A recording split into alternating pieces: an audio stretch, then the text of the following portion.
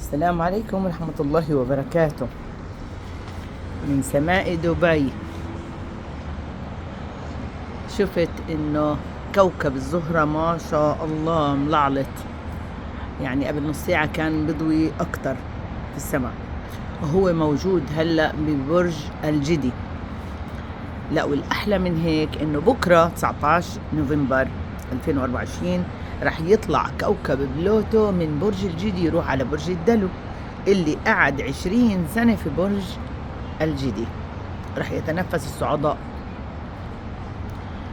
إن شاء الله. طبعا هو برج ترابي، رح تتحسن وضعه، في له فترة حلوة للزواج، فترة حلوة لتوقيع عقود إذا كان متجوز، كتير أشياء حلوة إله. وهذا مش إله بس، إله للأبراج التانية الترابية زي الثور والعذراء، ينطبق عليهم نفس الإشي.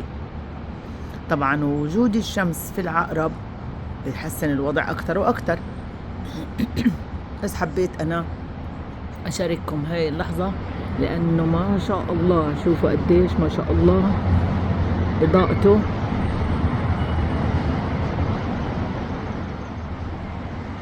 على الجهة الغربية طبعا من سماء دبي، والدنيا صافية ما شاء الله والجو حلو.